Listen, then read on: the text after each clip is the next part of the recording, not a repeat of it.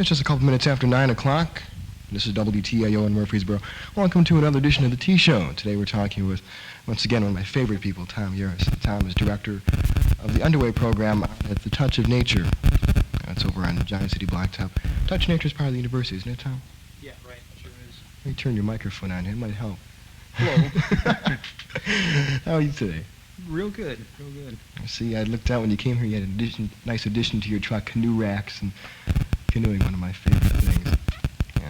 And you work with all that stuff out there with underway. Last time you were on, we talked about underway quite in depth.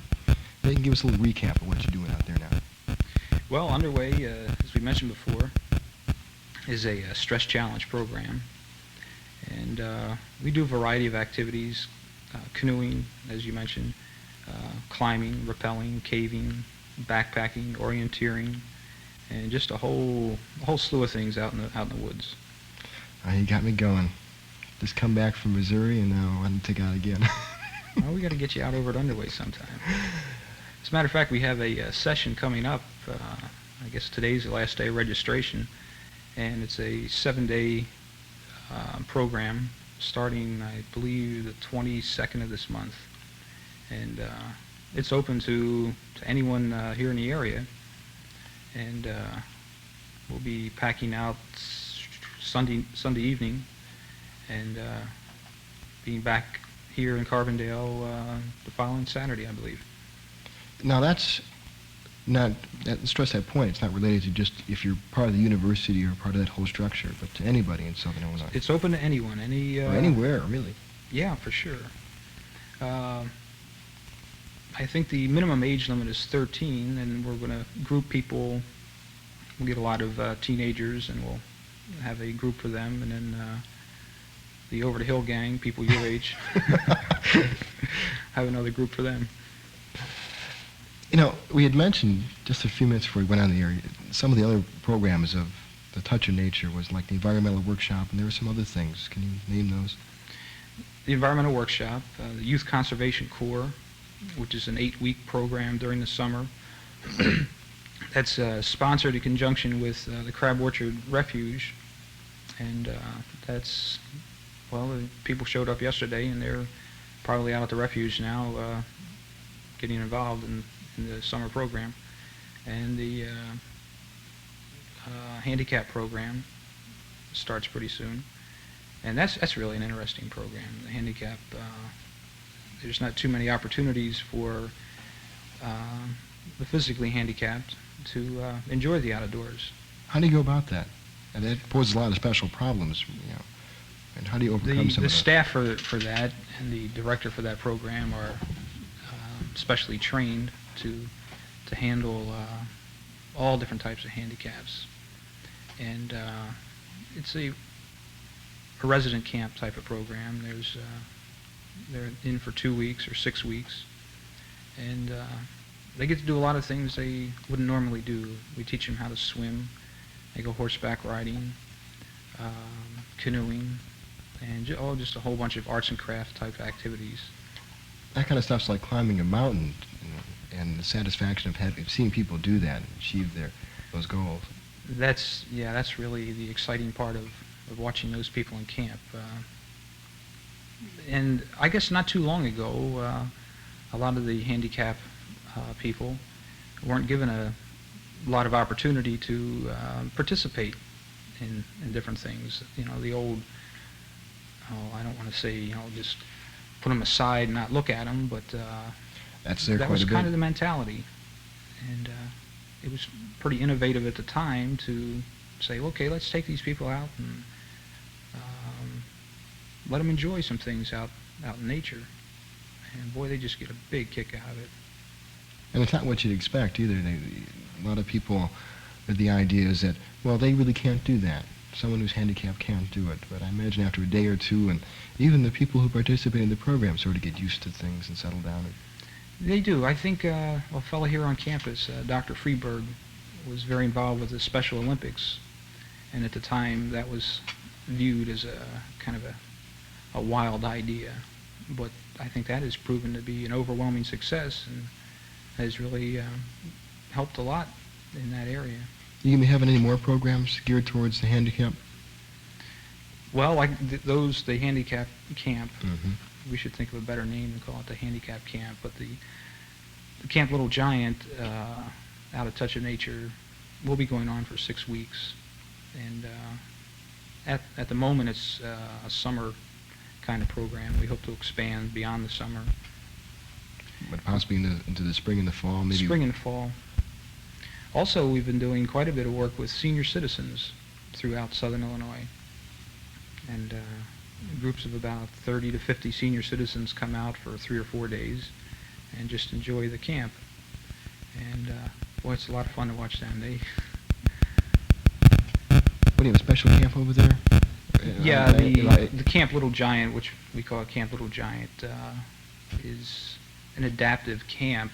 You know, ramps and all kinds of special facilities to house the elderly and the handicapped.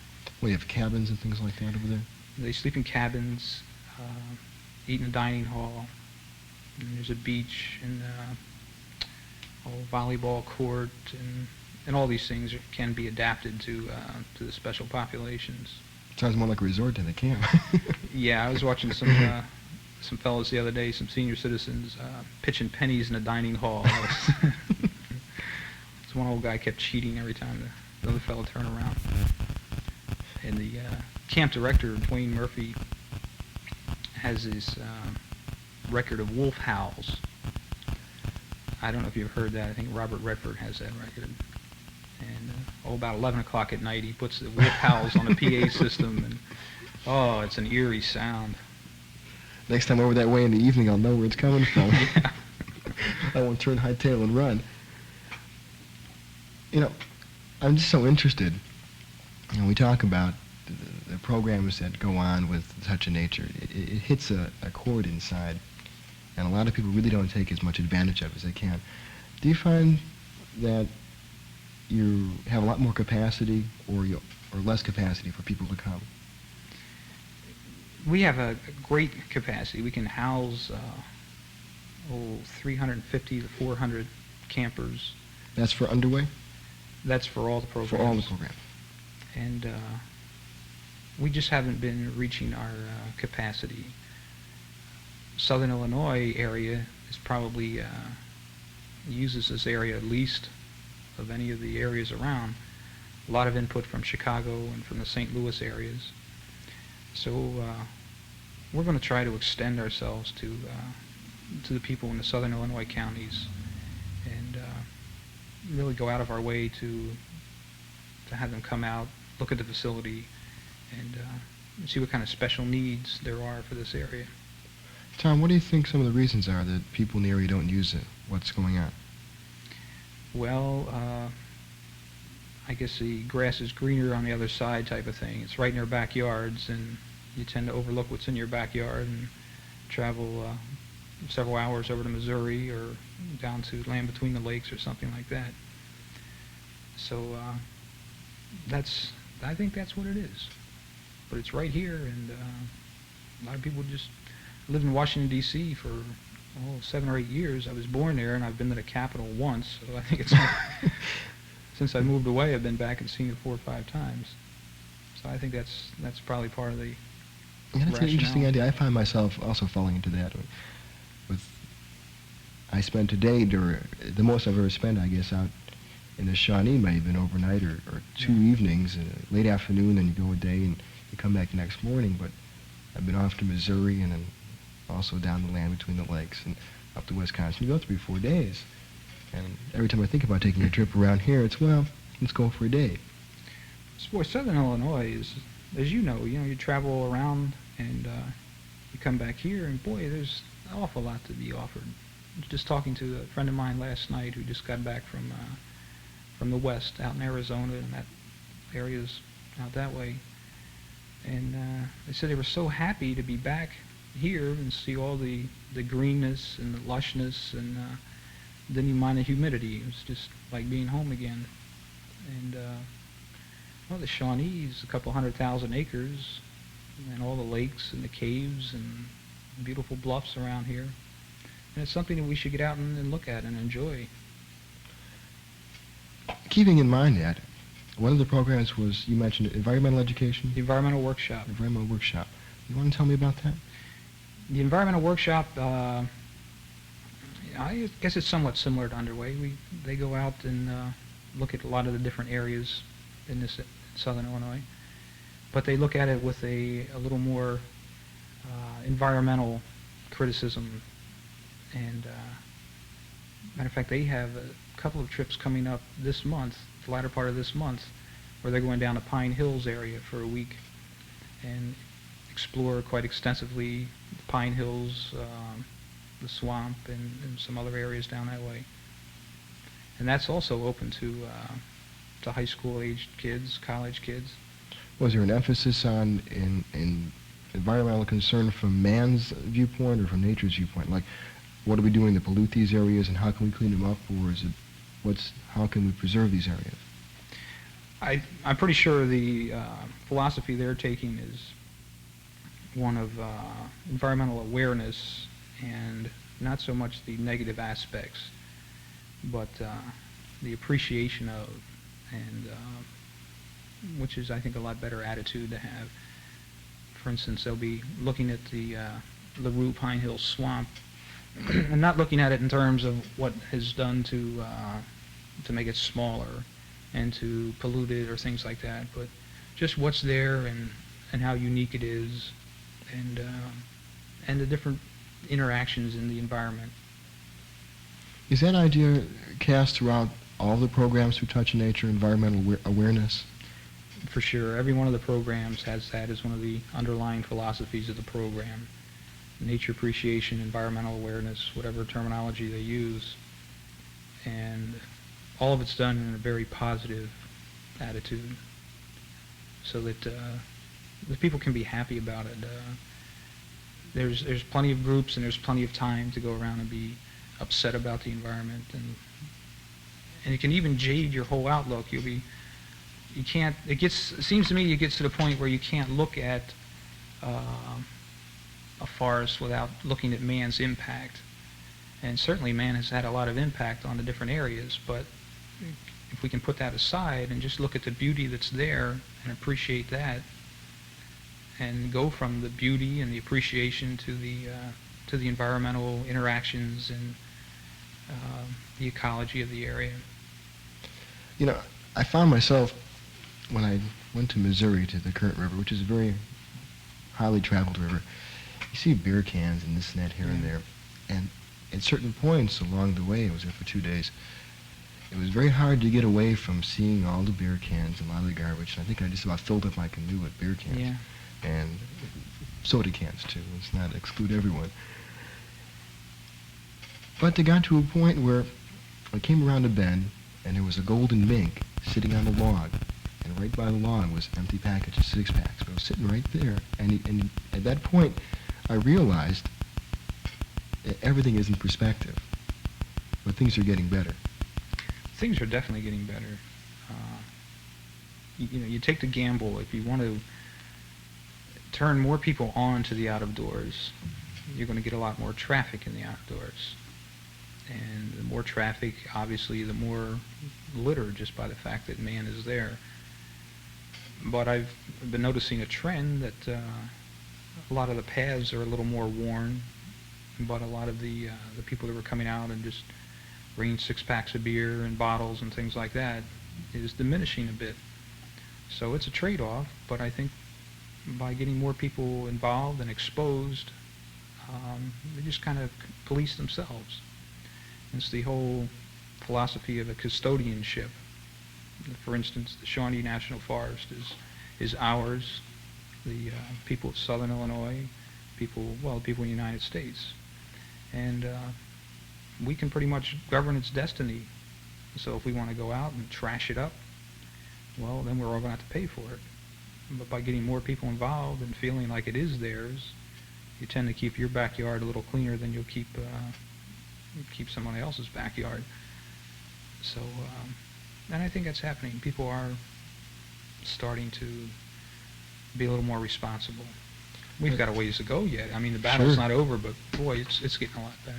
Sure, I think if you go in and take everything, of course, you bring, but if you see something, if everybody brings just one thing out, right, it's real hard to take everything you see.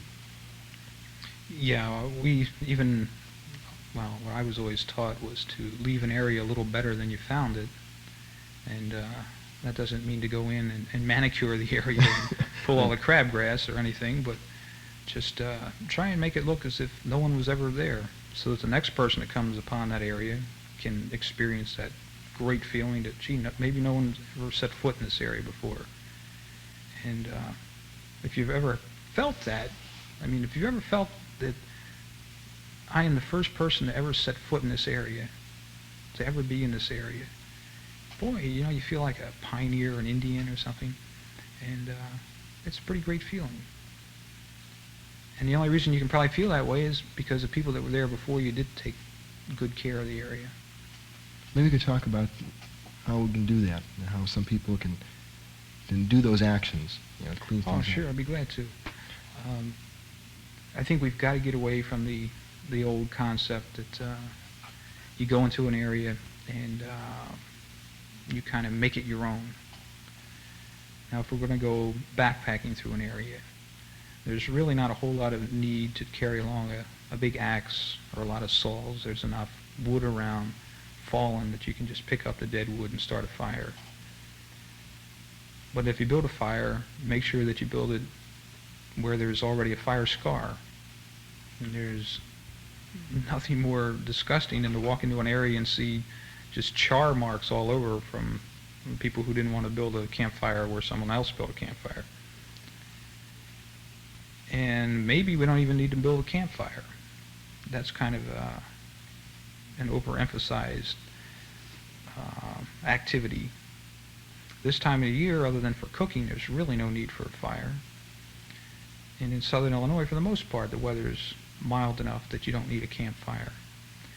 And a guy named Colin Fletcher, who walked through the Grand Canyon, made an interesting observation that when you build a campfire, it seems that all your attention is focused right to that campfire. Now, if you don't have a campfire, you tend to look up at the stars. You look around in the woods for the different objects in the night, and you're just more attuned to what's around you. So the campfire is more like a security device that buffers you from the wilderness. So maybe we don't even need a campfire. You know, now that you mentioned that, I was just thinking, I said, that's very true. That's exactly what happens when I have a small fire, or any kind of fire. You just sit there and you stare at that fire until the last coal goes out, and then you'll kick it around and keep staring at it. And meanwhile, you're passing up all the shooting stars and the moon and things like that. And I don't want to over-romanticize it, but you miss a lot when you're doing that. It's like just driving from coast to coast on the interstates. You miss a lot of America doing that. There's a lot less resistance now to carrying a stove. And that's fine, since I carried one. You really brought that point on home, and I hope everybody else realizes that. Let's take a break here. I'll be back in just a minute. We're talking with Tom Yahraes, and Tom is director over at Underway, Touch of Nature. We're talking about the Touch of Nature programs. I'll be back in just a second. Exercise is one of those cycles. The less you do, the less you feel like doing any. The more you do, the more energy you have to keep it up. To look and feel better, you do need enough exercise. Jerry Lynn's Figure Salon offers programs from 1 to 4 months, and most of them cost less than $1 per visit. You can exercise in a spacious carpeted room with all the latest equipment. Get the cycle going in the right direction to feel healthy and look better. They'll design a schedule to suit you. Jerry Lynn's Figure Salon, 944 and a half West Main. At 710 Bookstore, you get top cash back for every book you sell. At 710 Bookstore, you get first class value, so you might as well come on down. 710 has a large selection of supplies for school, including supplies for artists. Everything you might need starting off the summer session. We make it our business to try to serve you. It's the least we can do at 710. Plenty of free parking available. We're back talking with Tom Yahraes from Tom is the director over at Underway program over at the Touch of Nature. We're talking about Touch of Nature. And you said you wanted to throw another plug in for Underway. That's your specialty over there. Well, I was just wanting to point out that today is the last day of registration for the summer sessions. And Caving. And I'd like to talk about caving. It's one thing I've never done. And of all the times down in southern Illinois, there's a lot of caves. There were caves in Missouri I wanted to go, but I was afraid to go into. And something about going into that dark expanse of just that nothing there. caves are something that's just totally foreign to man for some reason. You go into a cave and you're entering a whole different world, and it just has a way of letting you know right off that you are the visitor, you are the alien. And I wouldn't recommend anybody going into a cave without going in with someone who's been in a cave before, and take some easy caves to begin with. But there's total darkness. And you say easy caves. What's the difference? Oh, an easy cave is one that... To me, they're all hard. They're all hard. Psychologically, they're probably harder than actually physically. But an easy cave is one where there's just one way in and one way out, so that you don't get into the whole spider web of the cave where there's just passages and small ways that can lead to who knows where. So there's a lot of crawl caves in southern Illinois that I guess aren't actually caves by definition. They're fissures. That's why I call them caves. I can't say the other word. And I guess there's probably 5 or 6 caves just within a half-hour driving distance of southern Illinois, or of Carbondale rather. A lot of the caves are on private land, and you have to get permission to go through them.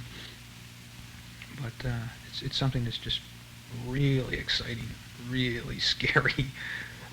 Is it just that going into total darkness, that's that magic that sort of... As you crawl in, the whole world just closes behind you, and you get in there and there is total darkness, and most of the caves have water running through them, and the only sound you can hear other than your heart beating and your some little body inside of you telling you get out is just the sound of the water. And it's I don't know how to really describe it to get across the impact. If you can picture yourself crawling on your hands and knees with just a little carbide light for illumination, and water up to your waist, and when you can't stand up, the walls are maybe 2 feet apart, and you just keep crawling deeper and deeper into this hole in the earth, and all kinds of thoughts run through your mind. You're maybe 100 feet underground, and you can lose complete track of time. We'll go into caves sometimes and spend the night in the cave, and we don't go in with watches or anything. You just kind of rely on your own biological clock to tell you what time it is. Well, it fools you. You wake up thinking that it's morning and it's time to go, and crawl the rest of the way out of the cave, and it's still pitch black. Or if you fall asleep, you can wake up 2 days later. Rumpelstiltskin revisited. Yeah, there were some studies done, and I guess with prolonged exposure to a cave, the human body reverts into its own biological cycle, which is, I believe, awake for 48 hours and asleep for 24 hours. And your mind just considers that as your regular daily period. But we don't spend that much time in a cave. I say it's a lot. Lots of sleep in a cave, too. Do you spend much time going into caves or sleeping in caves personally? Personally, I don't care a whole lot for caves, other than for the challenge of going into one. I guess I've been through a couple of the caves in southern Illinois at least 100 times or more, so the challenge is no longer there, and it's just hard work, crawling on your hands and knees and getting arthritis of the knees. And being more like torture. Sounds like the first description is having up to your waist with walls just 2 feet away. But the excitement there is just the reactions of the people that you're taking through the cave. And almost everyone is very shook up about going into a cave for the first time.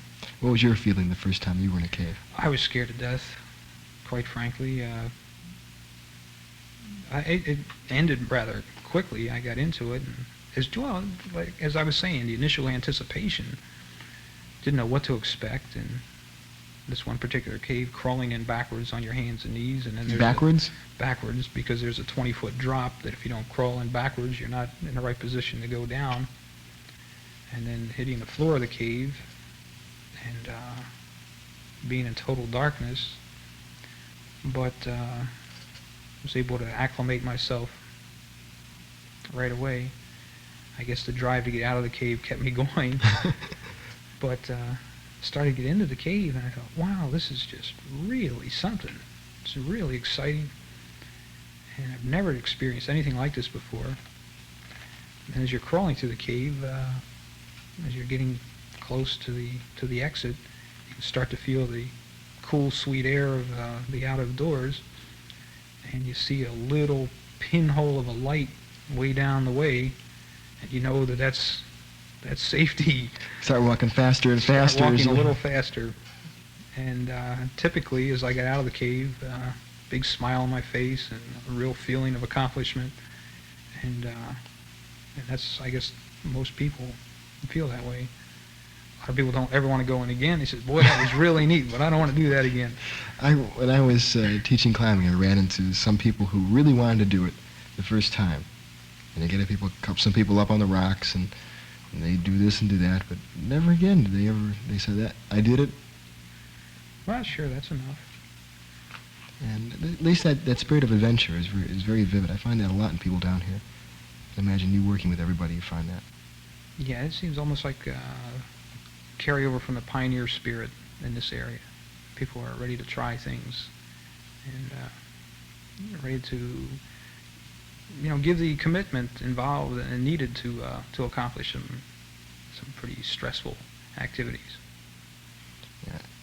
Now, how can you equate that? The whole thing carries over into everyday living, and that's one of the ideas behind Underway, isn't it? It sure is. People, I don't want to say people, it seems that there's a trend of getting just into the routine of life. And it seems that the older I get and the older I'm talking to other people get, tend to be a little more conservative in what you're willing to do and what you're willing to try. You feel very safe in your routine, and you don't want to get off of that too much. But trying something different, trying something that's is totally foreign to your daily routine, just opens up the whole world to you again. It's almost like going through childhood again. When you're a child, you're up for anything. And I guess maybe that's what Underway's trying to do, is make people kids again.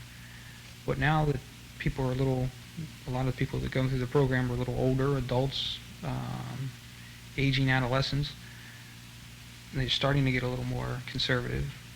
And now that they have the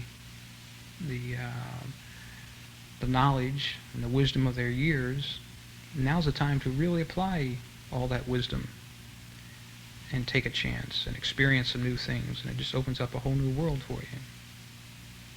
And you get so brave that you even come and sit in a radio station and talk in a microphone. I think it hasn't electrocuted you yet, has it? I'm staying far enough away from it. Well, we're just about running out of time, and I'd like to thank you for coming on by. Do you have anything you can close us up with? Again, the registration for Underway. Registration for Underway ends today. Call Ted Wickman. The environmental workshop registration is still open. Tom Meldau is handling that. And or if you're just interested in any aspect at all of Touch of Nature, just give us a call out there. What's the number out there? 453-2244. 453-2244? Right. I'd like to thank you again, Tom, for popping on by. My pleasure. Appreciate talking with you. I'm talking with Tom Yahraes, and Tom is director of the Underway program over at Touch of Nature, and that's run by the university? Right. Part of the Division of Continuing Education. Well, thanks again. This is WTAO in Murfreesboro. Got to get down. Here's what's going down at Main Street Boutique. The prices. Main Street Boutique has famous label dresses, pants, skirts, t-shirts, blouses, long dresses, and jeans, and all are 1/2 off. Main Street Boutique, 1/2 off on all your summer fashion needs. Main Street Boutique is at 603 South Illinois Avenue. Famous label fashions and discount prices. WTAO, Murfreesboro.